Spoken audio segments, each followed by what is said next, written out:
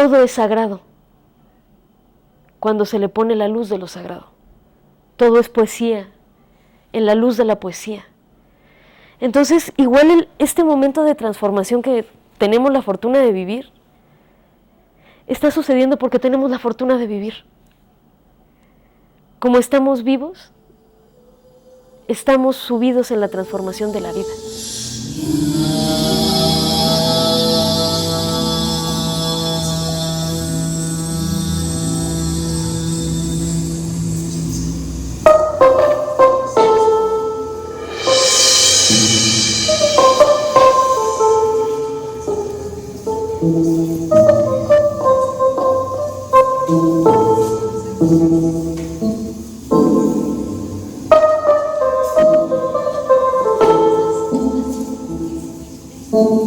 Lo que yo hago pues es escultura técnica mixta y ensamble, pero también me gusta mucho el mundo editorial. Me gusta mucho la producción de libros, las artes populares, entonces me gusta la cartonería, la cerámica. Bastante tiempo trabajé cerámica y ahorita pues no estoy produciendo mucho, estoy escribiendo, porque pues es para lo que da la vida, pero hago sobre todo ensamble. O sea, esa es como mi forma de resolver mi lenguaje.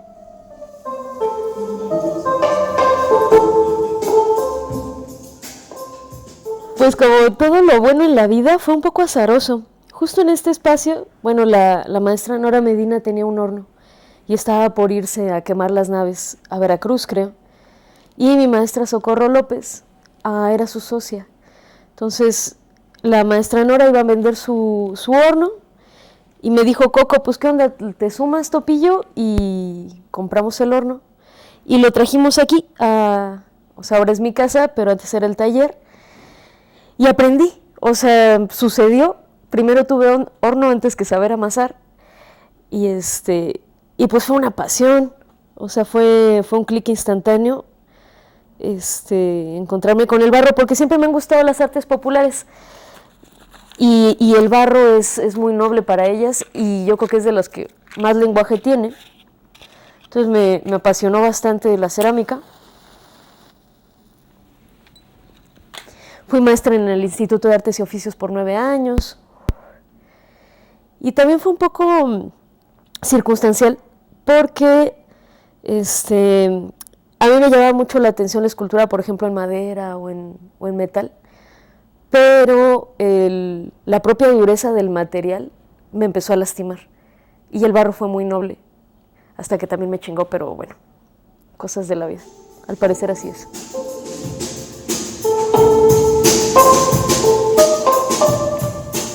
El barro es una disciplina, creación, expresión que roza entre lo utilitario, lo artístico y lo simbólico ritual, ¿no?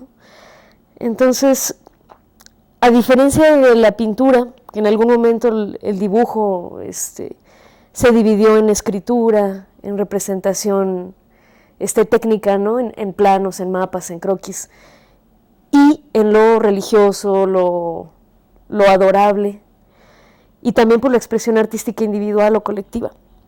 El barro siempre ha estado todo eso en la misma persona. Entonces el aprendizaje del barro y la disciplina del barro tiene muchos antecedentes y mucho de cómo está hecha tiene que ver con saberes tradicionales. La vez pasada que nos reunimos hablábamos sobre que hay un saber que habla de que el barro lo tienen que extraer los varones y la lumbre la tienen que prender las mujeres, porque la tierra, al ser femenina, le otorga sus dones a los hombres. Hay como una serie de mitos o como de anécdotas que respaldan el mito, de que cuando las mujeres van a extraer el barro, les da pura piedra, les da grava, y no es buen barro para trabajar. Y que cuando van los varones a extraer la tierra, es buen barro. Y por el otro lado, las mujeres que tradicionalmente están en el espacio doméstico, en la casa, de entrada pues tienen más conocimiento y más habilidad sobre la lumbre, sobre el fuego. porque pues todos los días se prende lumbre para hacer tortillas, todos los días se prende lumbre para cocinar. Entonces, en muchas tradiciones de alfareras, las mujeres cuidan el barro, cuidan la lumbre, porque también es muy afín a las labores domésticas. O sea, puedes estar dedicándote al cuidado de la lumbre y al cuidado de los hijos. También puedes estar cocinando en la misma lumbre del barro, de la quema. Y es algo muy de lo privado, los hornos se hacen siempre al costado de la casa. En cambio, la extracción de barro, pues implica caminar al cerro, ir al banco, hacer la extracción. Y eso también implica muchos riesgos para las mujeres. De entrada, pues cargar. O sea, cargar los bultos, que no es una tarea sencilla, aunque a veces las mujeres también cargan la leña. Entonces hay un mito de que las mujeres, cuando de una comunidad a otra ven que están prendiendo fuego, las mujeres dicen pues van a guisar, o va a haber una fiesta, o van a hacer tamales, o que es un fuego muy significativo, pues se considera algo de cotidiano. En cambio, cuando se ve que los hombres están prendiendo fuego, se relaciona más bien con un acto provocador, ¿no? De guerra o etcétera. Y a la vez las mujeres que van al cerro pues corren peligros, ¿no? Peligros propios también del género, ¿no? De que te vayan a violar o así. Entonces hay una tradición que dice que la tierra es femenina, entonces el varón puede extraer los frutos de la tierra, también relacionado con la agricultura. Y el fuego, al ser un ente masculino, las mujeres lo controlan y lo conocen. Entonces es como trabajar con los opuestos, ¿no? Con las fuerzas femeninas y masculinas, dividiendo las actividades del barro, que también el barro es una actividad tan dura y tan compleja que es imposible hacerla solo. Eso creo que también es bien bonito, que a diferencia de la carpintería o de la herrería, que el herrero y un hijo y un auxiliar pueden llevar una fragua, la cerámica requiere la actividad de toda una comunidad. El que está quemando no puede salir a vender, porque está todo el día en el barro, ¿no? O sea, está todo el día cuidando el fuego. Quien está amasando, todo el tiempo está amasando, todo el tiempo está produciendo pasta. Entonces, se necesitan los colores, los esmaltes, bueno, por aquí hay uno, ¿no? O sea, se necesita la extracción de la leña, de la tierra, del color, del elemento vitrificante, ¿no? Del sílice. Entonces, es una actividad tan compleja, que con tantos pasos y que lleva tanto tiempo, que se estructura en comunidades. Entonces, por eso hay pueblos enteros que se dedican a ser alfareros. Es imposible que uno sea alfarero solo.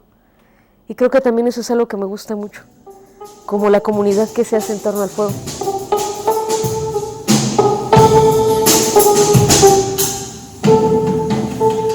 Yo la alfarería, como te digo, me parece que es un proceso muy, muy comunitario.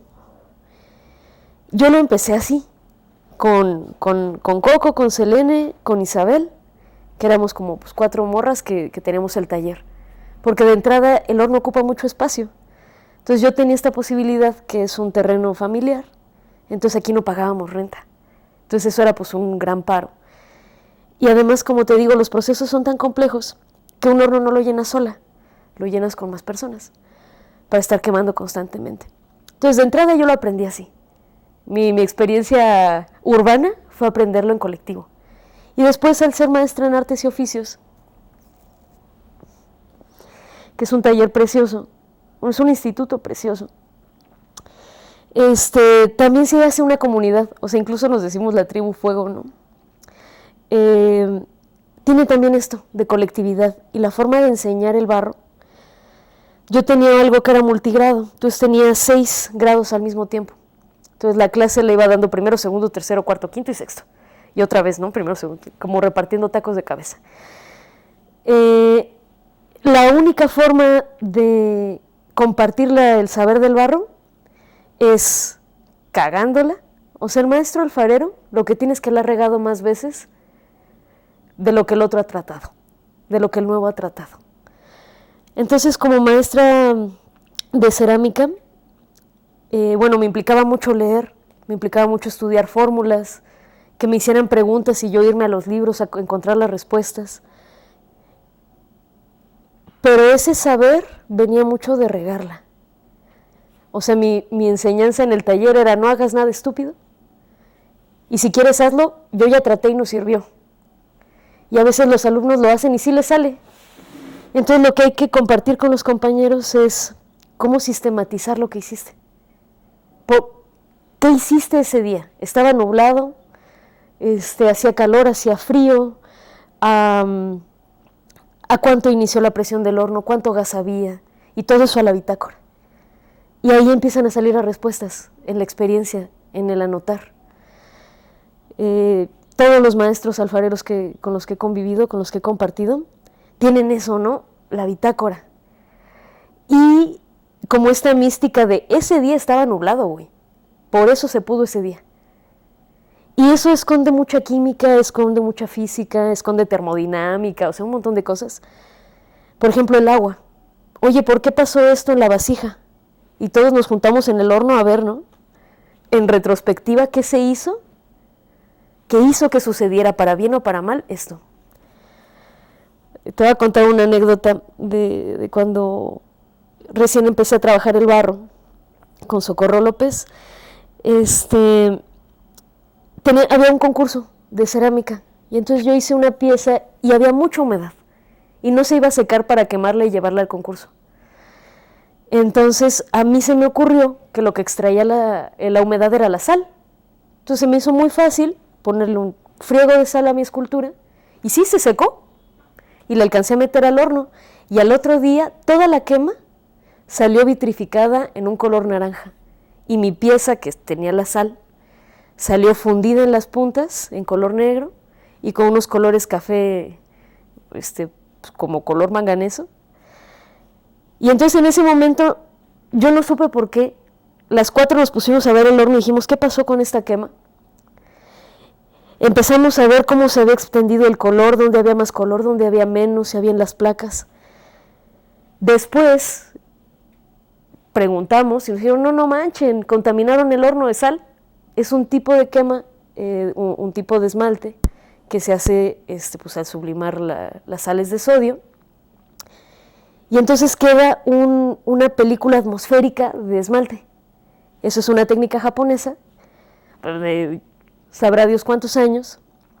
Pero para mí fue un error que a mí me resultó maravilloso, a mis compañeras pues también le salieron de color sus piezas. Pero pues todo eso fue a la bitácora. Me decían, Marja, ¿qué hiciste, cao?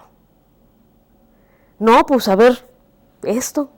¿Y tú qué hiciste? No, pues esto. ¿Y en qué pieza está? Entonces así se construye el saber en la cerámica. Entonces la experiencia urbana es muy similar a lo tradicional. Es muy colectiva, es muy de charlar, de pasarnos fórmulas. O sea, aquí tengo piezas de alumnos, tengo piezas de compañeros. Y justo, ¿no? Cuando hacen una fórmula, híjole, a compartirla.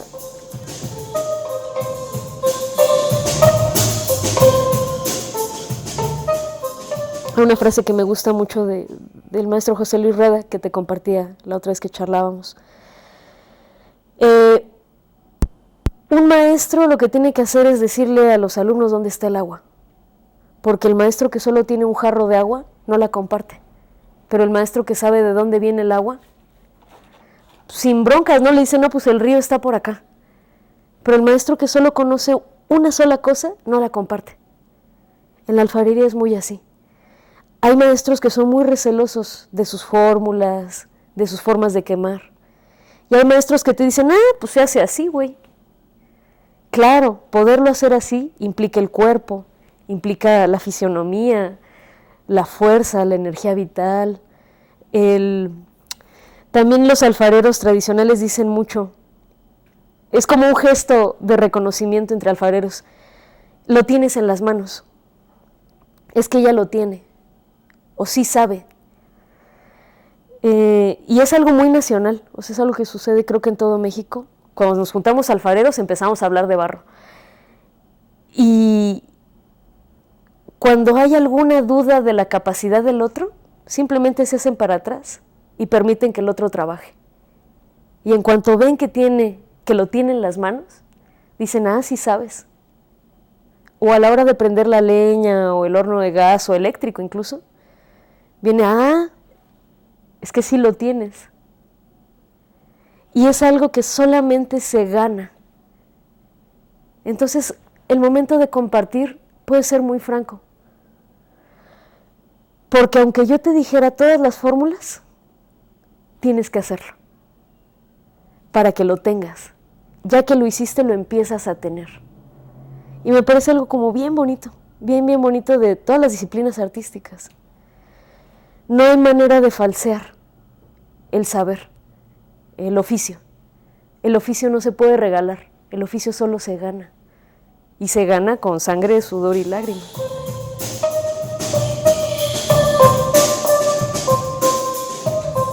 Fíjate que yo misma me lo he preguntado, o sea, si soy escultora, si soy grabadora, si soy artista gráfica, si soy maestra, o sea, o si soy servidor público incluso.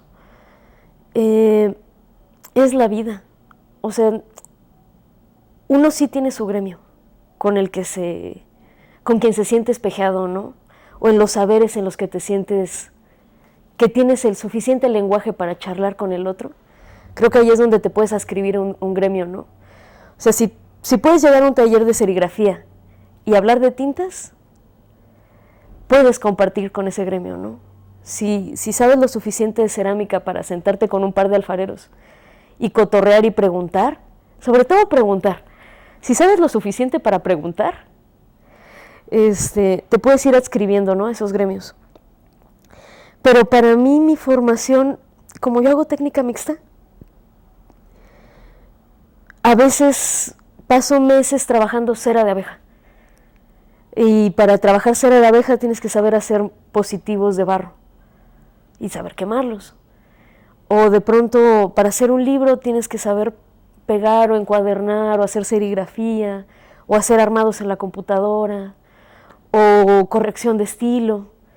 Entonces, creo que la configuración de mi propio oficio es como, igual que mi obra, es como un cortar y pegar de cosas que me gustan y que me apasionan, que de algunas sé un poco más y de otras sé muy poco, pero es ese construir saberes, y creo que mi oficio, no sé qué nombre ponerle, o sea, podría decirte que artista plástica porque es lo más amplio, pero pues de las artes plásticas pues igual no pinto bien, ¿no?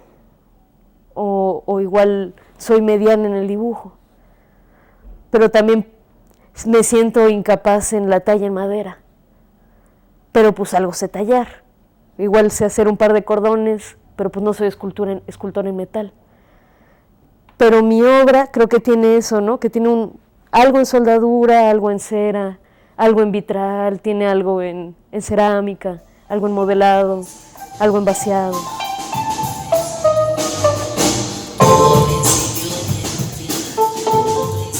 Pues es que si mi tema podría decir que es mi cotidiano, la vida de día a día, y según lo que estoy viviendo es lo que estoy produciendo. Cuando recién me casé, toda mi obra se empezó a convertir en sopa de codito y naturalezas muertas, porque de estar casada, algo que me apasionaba mucho era la cocina. Entonces todos mis temas de obra eran comida. Pero pues era la circunstancia, era el pretexto. Porque pues cocinar es como hacer escultura pero sin presión. Porque pues se va a acabar, se va a pudrir o se va a comer, ¿no? Y la escultura, procuro no pensarlo, pero en este sentido lo patrimonial, de algún modo le prometes a quien te compra o a quien te ve que eso va a durar.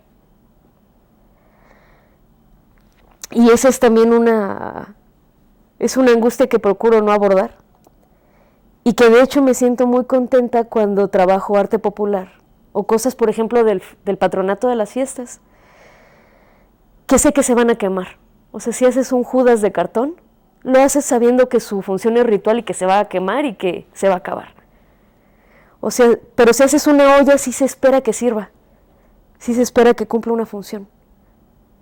Y claro que el arte también es esa herencia de mi madre, ¿no? De ser estructural funcionalista. El arte tiene una función simbólica, social, si no, no existiría. Claro que es una función compleja, que tiene un montón de niveles. El lenguaje, la poesía, la significación, la representación, la conservación, la transmisión de saberes. O sea, el arte tiene muchas, muchas funciones. No es como una función simple de una hoja de papel blanco. La función del objeto es ser un objeto abierto, a ser usado. Y es un plano, ¿no? Es bidimensional, estandarizado. Pero en cambio un jarro para café tiene un montón de significados. Es un objeto cultural complejo, porque su forma, su tamaño, su grosor, su proceso, implica un montón de cosas. Entonces ahí es donde yo veo que el arte popular es un objeto cultural más complejo que una hoja de papel. Y una pintura tiene otra serie de implicaciones. Pero bueno, para mí la producción artística tiene mucho que ver con su función. Y a veces la función es comunicar. O sea, tampoco es que sirva para, no sé, prender un cigarro.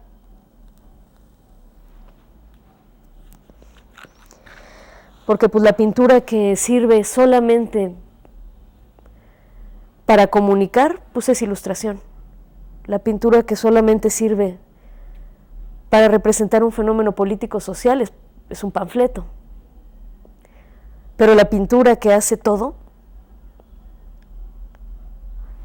tiene un nivel, yo podría decir que es una producción cultural, artística, un objeto cultural complejo.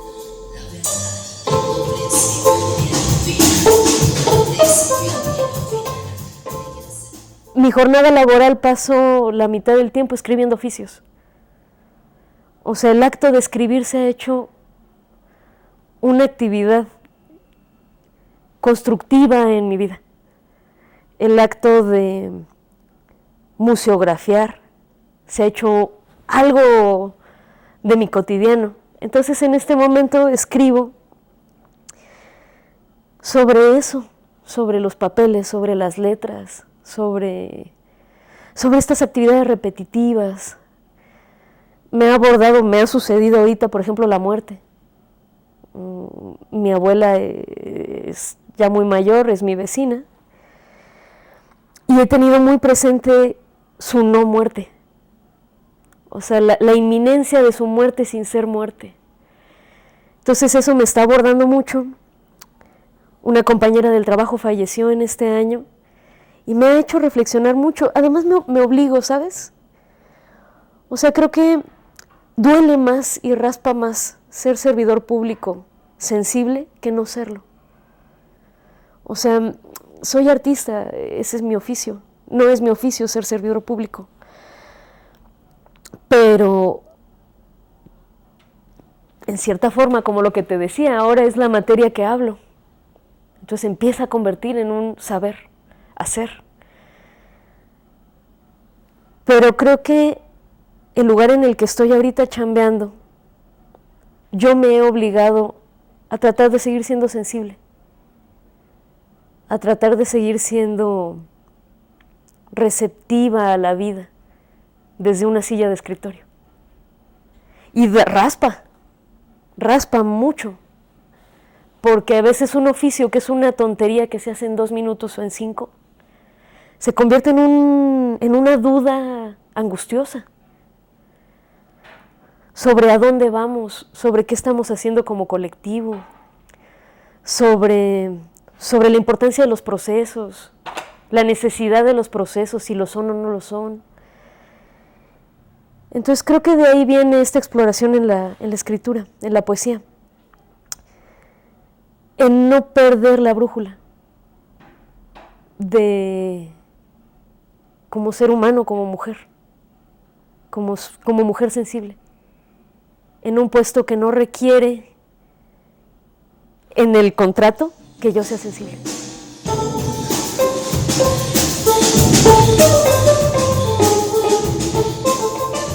El arte es, para mí, todo lo humano. ¿Qué será? Bueno, regreso un poquito a mi madre, ¿no? Todo lo que no es natura es cultura. O sea, todo lo que no es natural, todo lo que hacemos desde lo simbólico, pues es cultura.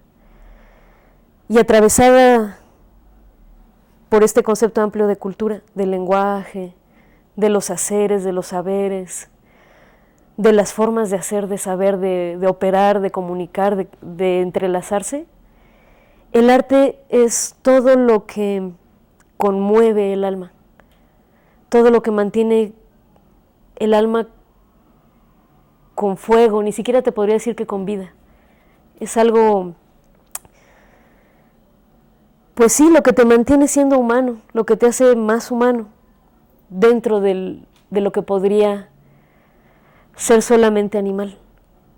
Que está maravilloso lo animal, pero no es lo mismo comer una pasta neutra, nutritiva, que comer mole, que comer caldo, que comer pan o que beber vino. Entonces, eso que hace la exploración de lo simbólico, de lo significante en la vida, es esencial.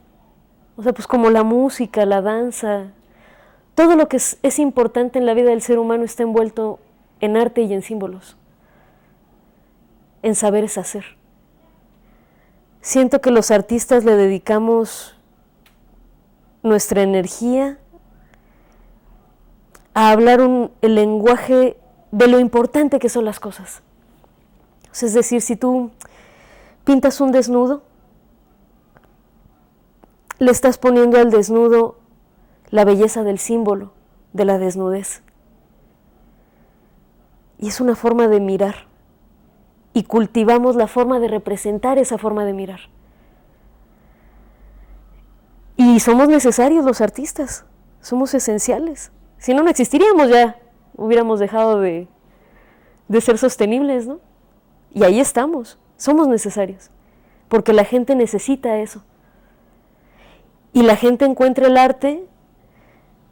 Cuando cotorreas con cualquier persona, con un taxista, con un policía, con una ama de casa, con una compañera de intendencia, dice, híjole, esto es arte. Y cada quien tiene conceptos bien distintos de lo que es arte. Pero notas que cuando alguien dice, esto es arte, es como decir, esto es, y se nombra. Y en la poesía, este espacio de lo nombrado, lo puesto, lo escrito en tinta, en positivo sobre esta hoja blanca, puesto en negro, está compuesto también de los vacíos de ese negro, ¿no? Entonces tal vez una pintura, un santo en una iglesia, un grafiti, remarca la ausencia de donde no está el grafiti. Y la persona se siente reflejada tanto en lo que está como en lo que no está. Entonces, creo que no hay persona, no hay ser humano que viva sin arte.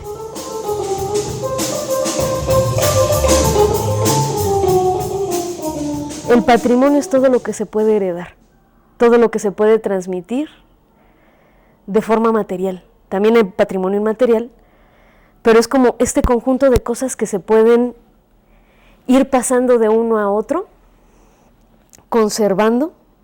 O sea, por ejemplo, ahorita pienso en el patrimonio material, que es más fácil de decirlo para mí.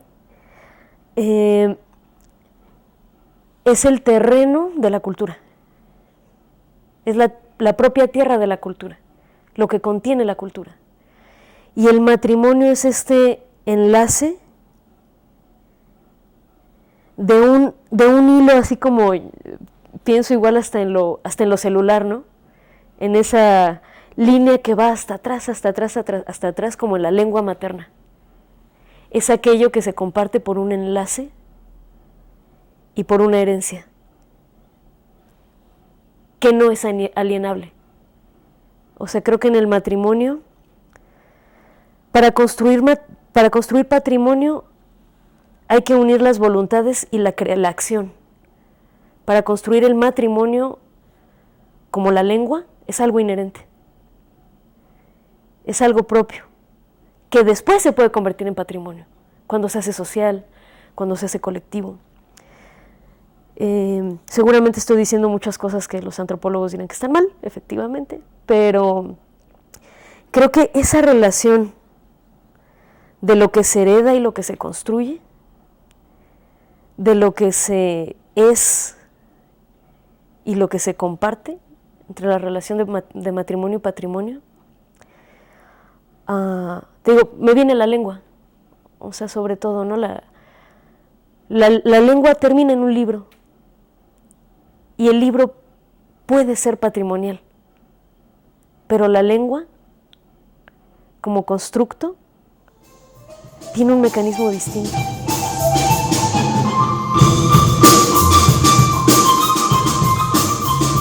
Primero que nada, soy mujer, o sea, es el cuerpo que me tocó habitar, es la forma de ver el mundo que me atraviesa.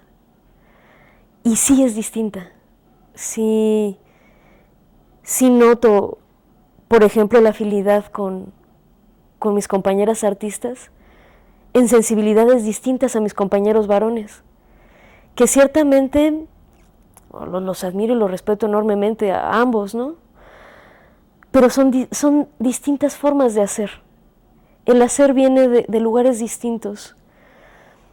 Yo tengo la experiencia, por ejemplo, de haber... Mira, la sociedad, para ser artista como mujer, tiene una particularidad extraña. Uno, que tiene una más libertad, porque no se está esperando de una mujer, lo decía muy terriblemente Picasso, y no porque esté de acuerdo, pero que ver a una mujer pintar es como ver a un perro bailar, que nunca lo va a hacer bien, pero es entretenido de ver. Me parece que es algo en lo que nosotras crecimos, en una perspectiva en donde las mujeres sí hay un sesgo, es histórico, es gremial, en una perspectiva eurocéntrica, ¿no? De una organización social eurocéntrica. Porque en las culturas tradicionales hay actividades artísticas que están destinadas a las mujeres y que no se cuestiona el valor de la actividad o del lenguaje por el género. Pero en las bellas artes construidas desde una perspectiva griega, eurocéntrica, sí está cuestionado. Porque dicen, no, pues las mujeres ya son sensibles, entonces pues que hagan algo sensible no es mayor cosa. En cambio, un hombre que es racional seguramente está abordando los sentimientos desde una perspectiva superior. Y es algo que nos atraviesa mucho a la formación o la experiencia de aprender el arte como mujer. Entonces, he notado que existimos muchas mujeres, por ejemplo, escultoras, porque hay una necesidad extraña, como tácita, de decir sí puedo. Sí puedo cargar, sí puedo soldar, sí puedo cumplir con esta función históricamente de varón, pero como morra, con una perspectiva de morra, sobre temas de morra. Ahora las compañeras más jóvenes lo noto menos y me alegra muchísimo. Me alegra mucho que no tengan que reivindicar un espacio desde el punto en el que le tocó tal vez a mi generación, a generaciones un poco anteriores. Otras mujeres les tocaba tener voz y para que su voz se escuchara ponerle un nombre de varón. A mí me tocó la posibilidad de tener una postura de varón y decir, ¿y sabes qué? Soy bien morra. Y solo una morra podría hacer lo que yo hago. Entonces cada quien sus luchas, ¿no? Cada quien sus perspectivas, sus formas de encontrarse, porque también sé, porque lo he escuchado de mis compañeros, que también para ellos es difícil ser un hombre particularmente sensible.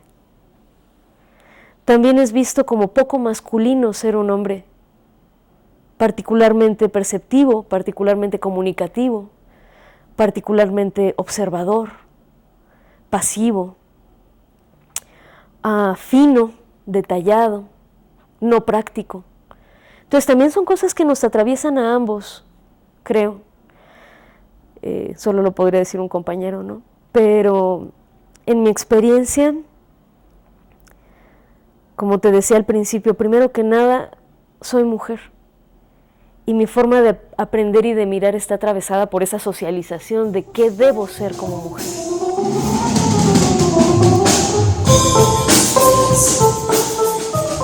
Pasar la puerta de una galería o pasar la puerta de una institución es un reto enorme. Es una cosa difícil para la banda, no es sencillo. Los laureles que están encima de las puertas de gobierno están hechos para impresionar. Pero acercarme yo, desde el modesto escritorio que tengo, y hacerle una balsita y decir, güey, súbete a esta balsita, güey. Súbete a mi lanchita para atravesar las puertas de esto que es la institución. Entonces, por ejemplo, históricamente hay gente que no se atreve a entrar a un museo. Hay gente que no se atreve a pedir una exposición. Y tiene razón en sentirse así. Históricamente así ha sido, se le ha dicho que no. Y se le ha dicho que no porque no habla español. Y se le ha dicho que no porque no sabe leer y escribir. Y se le ha dicho que no porque es mujer. Y se le ha dicho que no porque es moreno. Y se le ha dicho que no por un montón de cosas. Entonces cuando entiendes que tu trabajo como servidor público es ser la balsita que le dice sí, pero por aquí. Es esa brecha de lenguaje.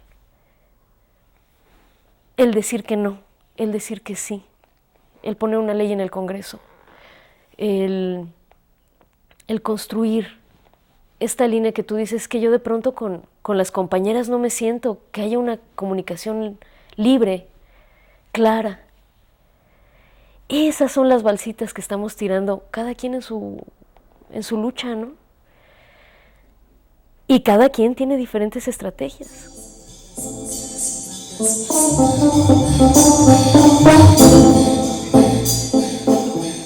Todo es sagrado cuando se le pone la luz de lo sagrado. Todo es poesía, en la luz de la poesía. Entonces, igual este momento de transformación que tenemos la fortuna de vivir, está sucediendo porque tenemos la fortuna de vivir. Como estamos vivos, estamos subidos en la transformación de la vida. Pero seguramente los que se murieron, su sol nació y murió, y fue la transformación, y fue el momento. Y yo creo que todas las generaciones, en todas las religiones, piensan que es el final de los tiempos. Porque es el final de tu tiempo. Y yo creo que esa sensación de importancia de mi tiempo tiene mucho que ver con el creador. O sea, el hacedor cree que este es el momento, que hoy es la revolución. No creo que un hacedor, no creo que ningún artesano, que ningún artista, que ningún filósofo, que ningún poeta haya estado sentado en su tiempo diciendo, el futuro ya fue, o el futuro va a ser. Dice, güey, el futuro es hoy, viejo. O sea, creo que cualquier persona que tiene las manos en el hacer, en el nombrar, está construyendo el mundo ese día. La gente que se dedica a la academia, por ejemplo, y mira al pasado, sí hay gente que piensa que el pasado fue mejor. O sea, hay gente que piensa que en los tiempos bíblicos fueron los tiempos, ¿no? O que los tiempos mitológicos en las cosmovisiones indígenas fueron los tiempos. Pero, es como fácil pensar eso, ¿no? Exacto. O que fue o que viene.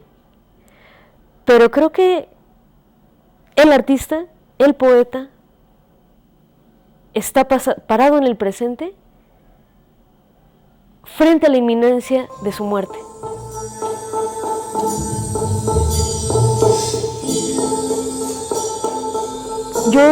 Yo ya lloré mi propia muerte. O sea, por las circunstancias de la vida que es innecesario comentar. Pero yo ya lloré mi muerte. Ya sentí la pérdida de mí, de lo que soy, pues ¿qué será? Lo que uno no es nada. Y duele mucho también perder eso que sabes que no eres nada. Porque para mí la presencia de la muerte es algo largo, no es algo de instante, sino es algo de una voz detrás del oído que todos los días te dice, eso que te duele, te va a matar. Como lo dicen en Macario, ¿no? O sea, ya sembraron el árbol que te va a matar y la muerte está sentada arriba, ¿no? O sea, justo, yo ya intuí mi propia muerte, ya la viví y ya lloré la angustia de morirme. Entonces la vida tiene una luz distinta. Y esto que hablamos de las mitologías, de la melancolía incluso, ¿no? O sea, la melancolía como una fuerza creadora dentro de los diferentes espectros de la personalidad. La certeza de la muerte deja de ser angustiosa y es liberadora. Y cuando ves a la muerte como un destino liberador, hay algo adentro que te obliga a hacer y hacer. Me imagino que es como cuando sacas ¿cómo se llama? Una sábila y que la tienes que dejar secar para que sienta que se va a morir y entonces cuando la plantes florezca. Siento que de pronto al ser humano le pasa algo así. Y creo que los artistas, los poetas, tienen siempre a la muerte susurrándoles al oído. Y creo que la gente que más habla de la vida es la que más tiene presente la muerte. Creo que el acto de tener, por ejemplo, un hijo, o de escribir un poema, o de hacer un dibujo, tiene mucho que ver con la certeza de que te vas a acabar.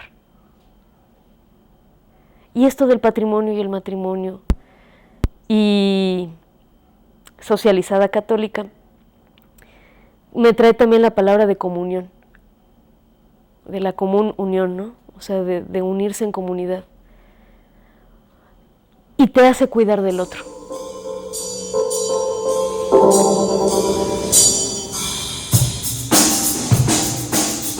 ¿Cuál fue mi imagen para cuidar el patrimonio? Un cuidado patrimonial ante lo otro, ¿no? O sea, ante una amenaza de lo otro, poner el pecho y decir, defendamos esto, ¿no? Defendamos este pacto.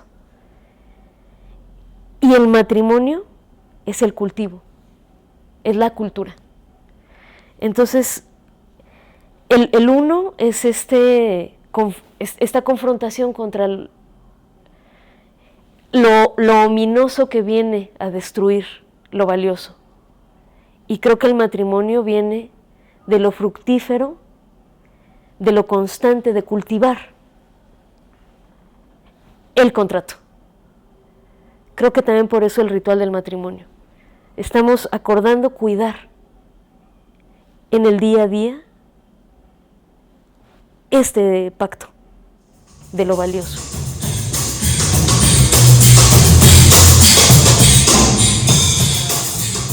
También me salta un pensamiento con el que no me había topado, pero ahorita en la conversación le cayó luz. Pues el matrimonio es la cultura. O sea, cultura significa cultivo. Entonces, estos actos que de pronto pueden parecer de violencia, de unión de una cosa con otra, de sincretismos de unas cosas con otras, el acto permanente de crear cultura es el matrimonio. Entonces también esto, ¿no? O sea, hoy es una madre pariendo constantemente. La cultura es una madre que nunca deja de parir. Quienes estamos en la cultura estamos sumados a ese acto de estar permanentemente dando a luz. Y esto del patrimonio que dices justo, es lo ya vivo que hay que conservar, ¿no? Entonces ahorita me regalas esta reflexión que me conmueve mucho, o sea, pensar, güey, pues es que sí, hacer cultura es nacer, nacer, nacer, nacer. Todos los días dar a luz. Y me parece muy bonito. O sea, que como haber tenido la fortuna de tener, todos los seres humanos estamos haciendo cultura todo el tiempo, pero que la materia de mi trabajo, la conciencia de lo que hago, sea que estoy haciendo cultura, me parece muy pinche maravilloso. O sea, creo que le da un gran sentido a mi ser. Saber que decidí dedicarle mi vida al saber hacer.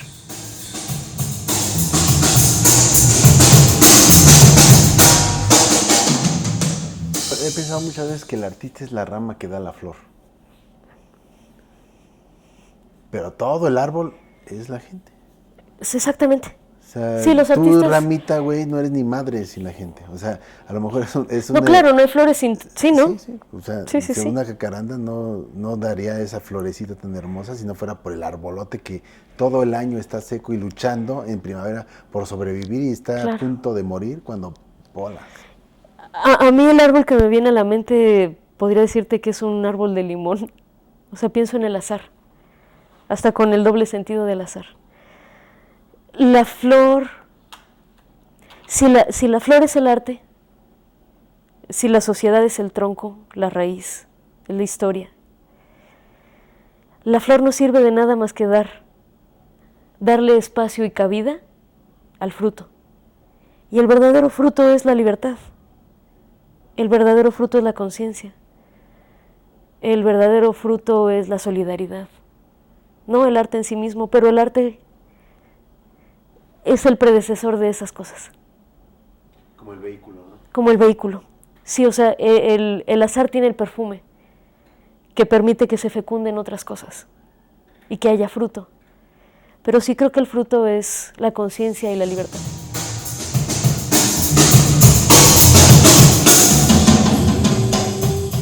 Yo podría decirte que todo es producto del azar.